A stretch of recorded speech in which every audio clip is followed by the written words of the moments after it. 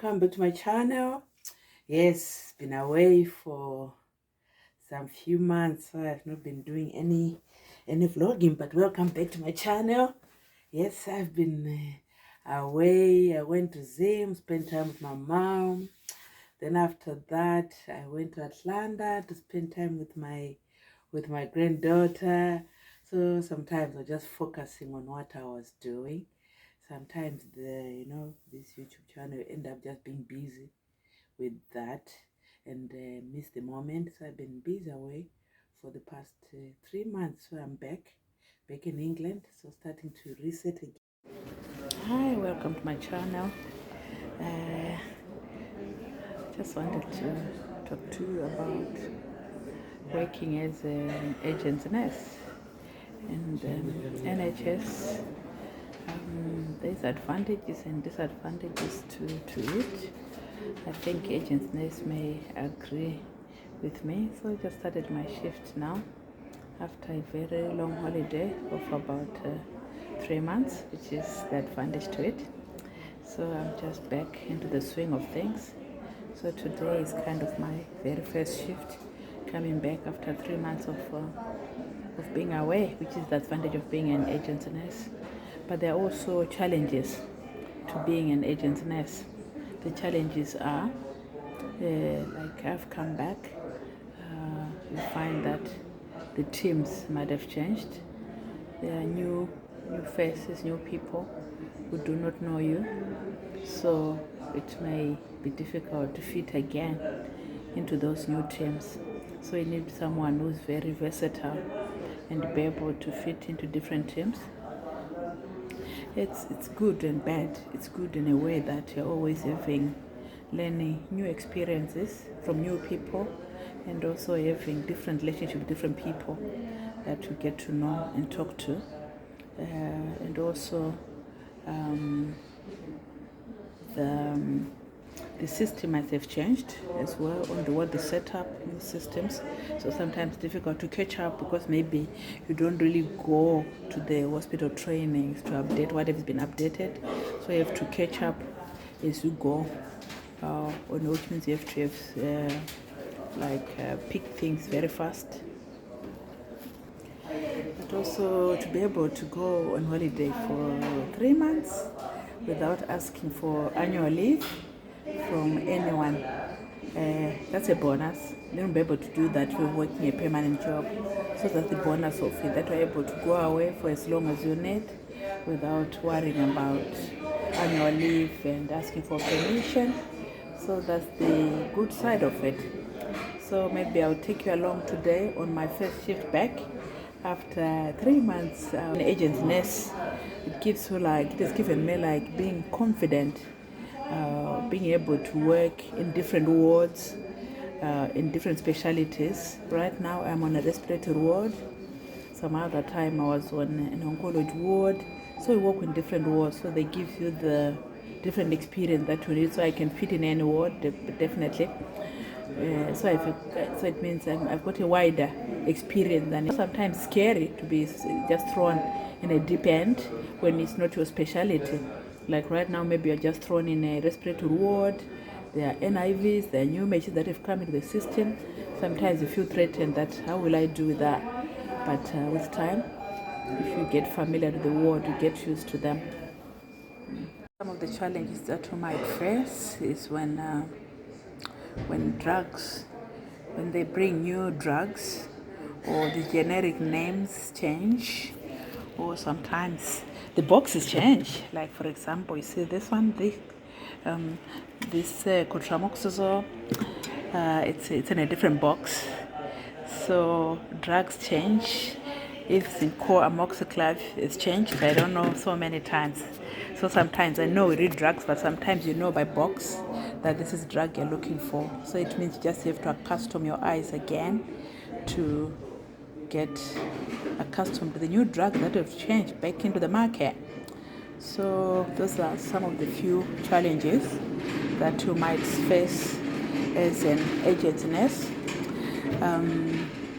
Also, but the main thing that I kind of enjoy is when I the freedom that comes with it, that you are free. And also if you go to a ward and you don't really, or you don't like the specialty, you are able to not to book that ward again. You can move to another ward and not book it again next time, and go to wards that you are familiar or wards that you like. But if you are maybe on a permanent, you don't have that choice all the time, so that's an advantage.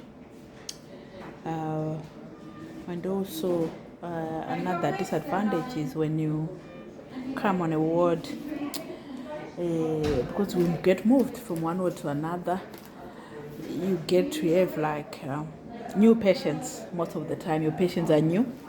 It's better to look after a patient that you know already, but most of the time your patients are new because you're new on that place. So you may get to have new patients, which means you need to read all the notes, you need to know more about them to understand their conditions, to be able to care for them. Otherwise, if it was a ward that you are familiar, you know the patients already, and you know what they are on, you are familiar kind of with their needs. But if you're an agency, so it may take you longer to read patients' notes, to understand them, to get to know them, so that you're able to give the care that they require. So that's another disadvantage, I would say, to being an agency nurse and being a permanent. And also another thing, if you're an agency nurse, you get to wear the uniform that you like. That you like, because they are not strict on uniform, so you can just wear the uniform that your agents accept. So you get to wear different uniforms, which is nice. But sometimes you may get misrepresented, or people may think you are an XCA because the uniform is like that, or people may think you are a position that you are not because of the color of your uniform, depending on the trust. So that may present a challenge for that, like that. When patients come or people want to know a particular position of a nurse, who might be approached for different things because you are wearing a different uniform, which may be misconstrued for a different positions. So that could be a challenge. Yes. So yeah, I've been doing agency nurse for the past 12 years. 12 years. So I don't see myself going back to do a permanent job, because I'm so used to that freedom and so used to working different trusts. I also enjoy working different trusts across the country. So that's a bonus. So if I get bored with this hospital, I can go to another hospital and settle there and do maybe 6 months to 1 year and move to another hospital. So I get to experience different hospitals without commitment. So that's a good thing. So some people may ask them to say, how about the income? How about the pension? How about all those financial commitment that comes with work that is not permanent, that is not consistent, that you are not assured of, Because sometimes you may make up yourself available for work the whole week, and maybe you may get 1 or 2 shifts. So that happens a lot. Sometimes they're not available and the agents call you to go to work. Some people find that a threat and it stops them from doing agency. But for me, that when happens, it's annoying, of course. But for me, I think because I've done agents for too long, I know when the shifts are scarce that they'll come along, they'll improve, and they'll come back. That has been the case over and over the years. But I'm not able to give up my freedom for that kind of thing. I enjoy my freedom more, way more than the threats that it poses. Even if I was going to get 3 shifts per week or 2 shifts a week, less than what I normally get, it would be just as much as if I had done a permanent job. The finance are kind of the same, so so I get more for less hours, so I get more time to myself rather than working. Probably I'll discuss more in depth about other challenges and other benefits of being an agent nurse, but generally it is exciting. It's an exciting, I'll never trade it for anything else. And also being an agent nurse, you have to be very skilled. You have to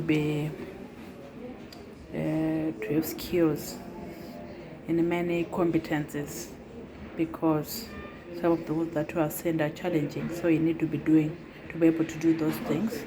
Like right now, I've just been handed over that I need to take some blood from a patient that someone has failed, but being an agent nurse, because they've seen so many hands, so many veins, you find it a bit easier, certain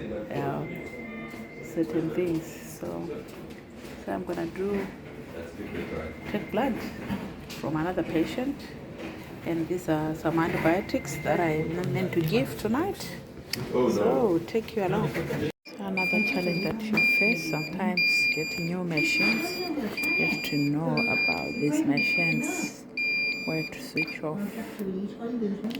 Sometimes challenges agents nurses, because you get different machines in different hospitals, which we need to know about. Again. So yeah, good morning family. It's nice to catch up with you. Yeah, it was just a gorgeous moment spending time with my daughter.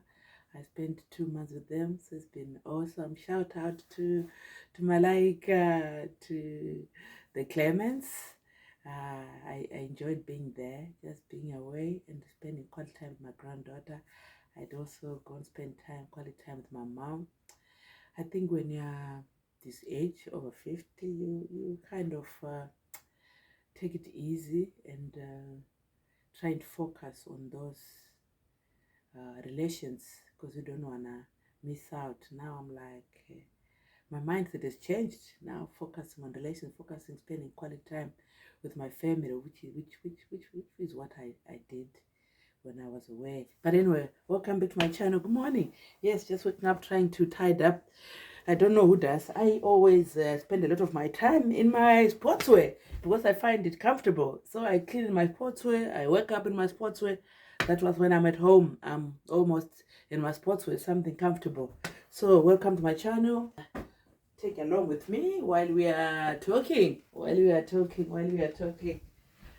is good. And it's just so nice to be a grandmom. To be a grandmom.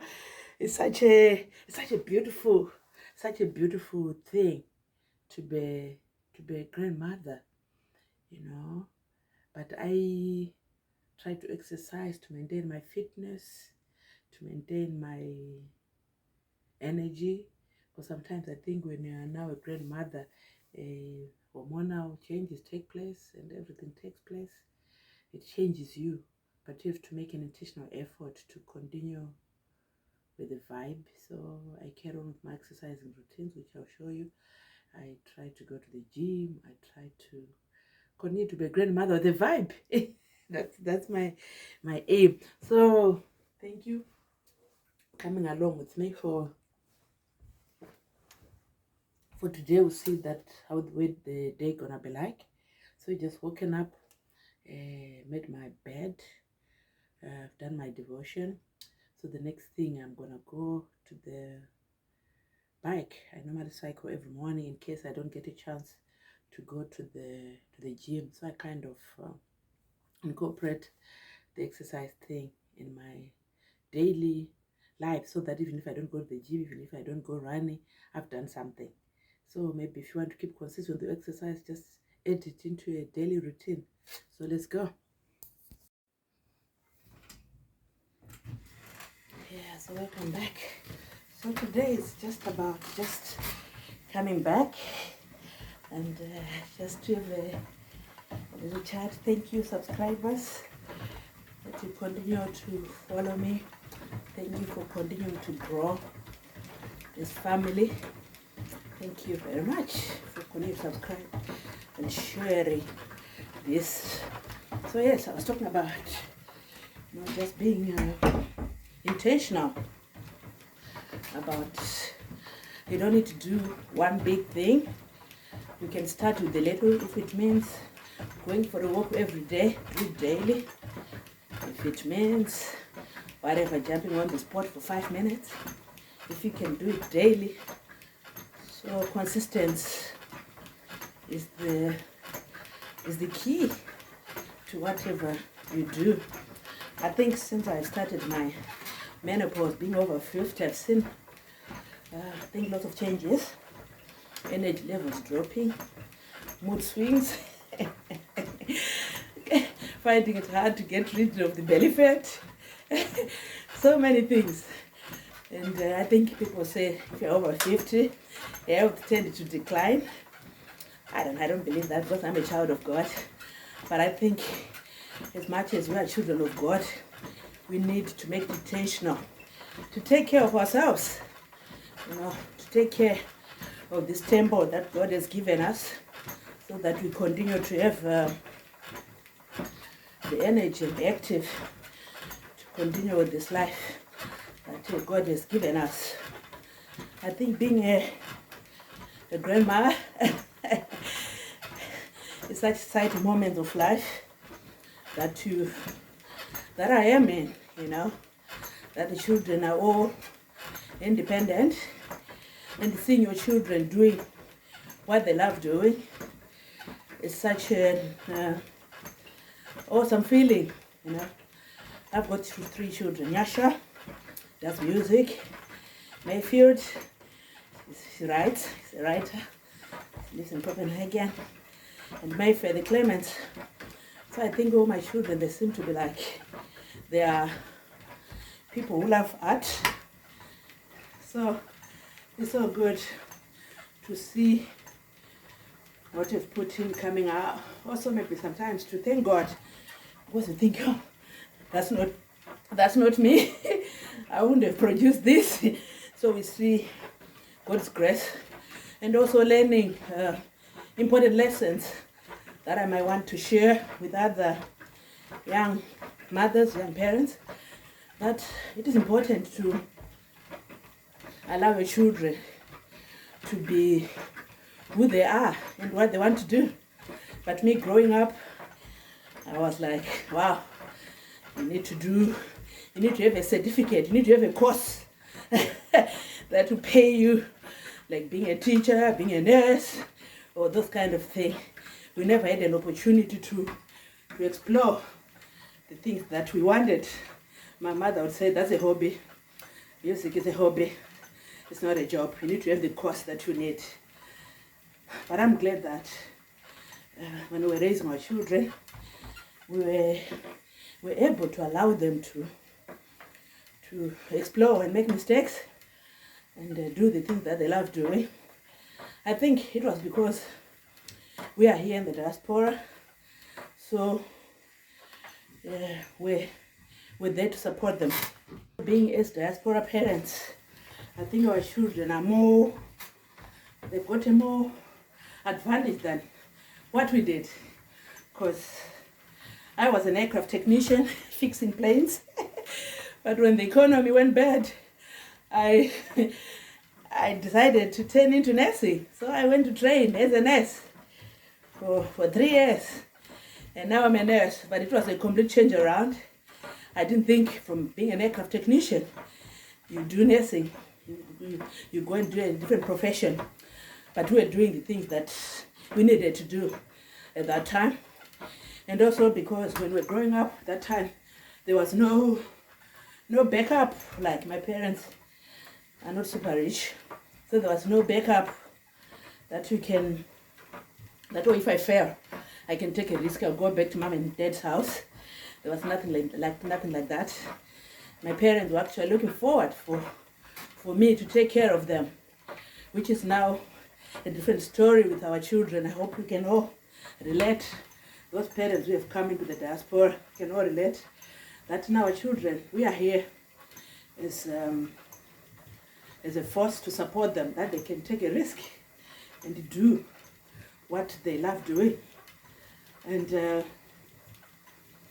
take that risk because you are there to fall back on. But during our time, you had nowhere to fall. I'm glad I did that. So like, my children are doing what they love doing. The Clement, I think, you watch them on their channel. Mayfield is also doing what she loves in Copenhagen. Yasha is a musician. We attended this show yesterday, which I'm going to share in this vlog as well. It was just nice seeing him doing what he loves doing. I'm sure if we didn't give them the opportunity that you can, when he told me that he was going to do music, it was like, what? Music? What is music? Is a hobby. Music is not a profession. So we were like that. But in the end, we said, okay, this is what you like. You go for it. I find him is much happier, much more, he can show his talent more. So it is a great idea. But from how I grew up, it was completely different. So I wanted like to impose that on my children. But I'm glad, I think God spoken to us, that we said, let them be. We are here now. We can support for them, that they can take their risk and they can come back home and support them, that the risk was all worth it because they are doing the things that they love. Which I encourage, maybe if you're a young parent, maybe one of your child might not all your children academic, and it's not bad not to be academic. You can still succeed if they've got a talent that they love doing. Give them an opportunity to explore that. But we were told that we have to pass math, science, and English, and chemistry, and physics. That's what we needed to do. But if you are not gifted, we put a lot of pressure on our children. And also, as a Zimbabwean parent, I found that a lot of pressure on comparing as well. That, so-and-so child is doing medicine, so-and-so child is doing engineering, aeronautical engineering, or is doing this and that. And we feel pressured to say that to our children, that, so-and-so is doing engineering, why cannot do engineering? But not knowing that they are not gifted in that. Just support them in their area that they are gifted, in an area that they show interest, and you find out they'll excel and do more rather than forcing them. In comparison, children are different, people are different. We are all gifted differently. So let them be. Don't put your children under pressure. Don't compare what the other child does. They're different gifted, and God has got different paths for our children. So as a young parent or as a young children, they're depressed that, my child is not coming out with good grades, my child is not doing this. What I'm saying, just explore what they love doing and support them in that way, which is great. For coming along to my cycling exercise while we chat. I think I'm going to also touch another topic which I'm going to explore in the future. Put down in the comment section if you'd like me to talk more about these topics. A topic about like when our children left home. Me and my husband, we got married when we were young. I think I had my first son when I was 22. So we were quite young, at that time. And it was all right during that time. So we spent a good part of our life raising children, but never really got an opportunity to have a proper relationship. And some people say, how come? Yeah, so we're busy raising our children, busy, this. So probably your relationship might be very administrative, administrative. Pick the children, if you put dinner out, if you put the key under the door, if you pay the rent. So it could be pretty administrative if you don't become intentional about your relationship. So when the children left home, it was like, we've got all this time to ourselves. It's only the two of us. We had to ask, who are you? Who are you? Like getting to learn to relate to each other in a different way. What I've noticed in the past, what I've noticed in this world, I found women, or I don't know, or relationships of people who are 50 and above, some of them find a large percentage of them break. And I can fully understand that why that could be. It could be, I think, what I experienced was because of the hormones kicking in, getting into menopause, changes your moods. We're not even educated in that. And also that I'm now spending with this hours and hours with this person, and there's no more that administrative of children, just two of us. So we had to redate, to redate, to start to know each other, and to start to be intentional about our relationship, to get to know him from a deeper level, to understand who he is, and to understand how he calls respect. Sometimes you say, oh, I respect you, I kneel down when I give this answer. I do this. But I think you need to ask your partner, what is it that makes them feel respected? And do that, So I'd ask you, what is it that makes you feel respected? What is it that makes you loved? Like love languages and those things, to understand that person. And we do exactly that. And yet to do the opposite for me as well. To say, Deborah, what is it that makes you tick? What is it that makes you feel respected? Not what he perceives to be respect, and not what I perceive to be respect for him. It is how he feels respected, and making a commitment to do that, and him making a commitment as well to do that. And also I think it's just creating time together. You could have plenty of time in the world, but you could feel so lonely and alone, but we are sitting together. So it was just creating this intentional time together, sitting down together, and getting to know this person whom we have lived with for 30 years, so that we could enjoy an intimate, close relationship. But this could mean being vulnerable to your mate. Be vulnerable to your mate, to say probably, sometimes I behave like this. It is because I grew up like this. Most of the things, it's history. But what would have happened to us? So it brings out our character in a wrong way. But we tend to blame each other. That, oh, she's like this. She's also angry. She's like this. She's dominating. Is this? Sometimes because of how you grew up. So you need to go and deal with your past and be vulnerable. To say, maybe you see me like this. It could be because I was fighting for my mother, So most of us maybe know that some in our age probably were fighting for your mother.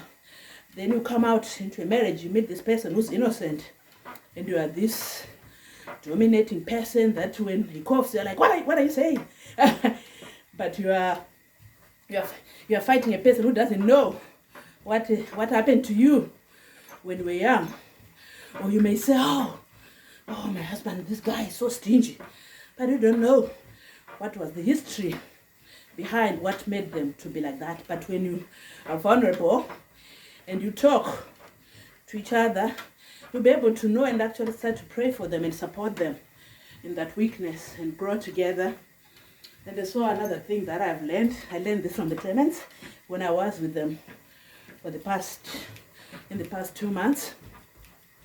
I think our phone is one of our enemies to our life in marriages as well. I was one of them. I would take my phone to my bedroom, but if it blips, whatever, I'm like, I have to go and jump and look at it. And instead of just looking at the message, you end up being on TikTok, end up on Facebook, end up on somewhere within one day. We are talking to people in Leicester, people wherever in America, but you're ignoring the person in front of you. I thought that was, wow, I've got this person, my husband, in front of me, but I'm busy TikToking, I'm busy speaking to someone in another world, or watching their video, whatever it is, which is not bad. But we decided that, we need to prioritize ourselves So now when we're going to bed, we leave our phones in another room on charge. I saw that the Clement doing. I'm like, you guys, you're young, but I'm learning so much from you. So leave your phone in another room and you go to bed. And then you can pay attention to each other. You can actually talk to each other without thinking about your phone. Then you can take it the next morning. So people around you, they'll know that, yeah, this person, we won't get them. We'll get them after 8 if we need to speak to them. Even at work, we know that if you phone in eye clinic, they open at 8. So you can't set off those boundaries for yourself. And people get to know that. And there's no emergency that will happen every day that I have my phone because there's emergency. There could be an emergency, but sometimes most of the emergencies that happens, there's nothing you can do unless it's an emergency that happens in the house that you are. If it's far away from you, there's nothing more that you could have done when you are far away. So I found that very useful. So you leave our phones in another room, then you go to bed. Then you have more time to talk and to chat and even pay attention to each other without your phone. Then you get your phone in the morning. So that is a tip that if you want, you can try and see, and doing a devotion together first thing in the morning before you touch your phone. Just pray together, read a verse together, and go meet your children, your family, to God daily. I found that powerful. But with your phone, like you're trying to go and read your Bible on your phone, you end up being on Mama V. You end up being on another channel, you end up watching my TT, But you're trying to be, just to get a verse, and you never get to read it. So I found that there's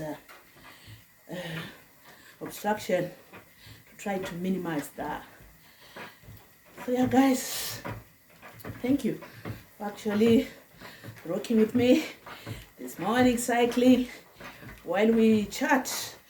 Thank you so much. See you again in another video. I think I'm going to talk about being an agent's nurse.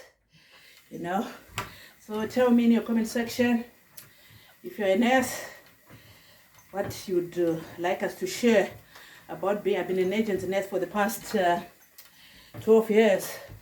Disadvantages, advantages, So if you are interested, maybe that will be my next topic to talk about, is being an agent's nurse in the diaspora, and trying to make a life in Zimbabwe, and trying to make a life in the UK. You have grandchildren here, you've got your other family in Zimbabwe, how to plan for it, how to live both lives. So that will be my next topic. Thank you guys for working with me today. Ciao, ciao. Sometimes as a mom or whatever, it's difficult to fit everything into the routine because of time constraints. But if you add these little things that you love into your daily thing, you get it. So another thing that I add to my routine, I love skipping. So I add that into the part of my day. So I just skip for a few minutes.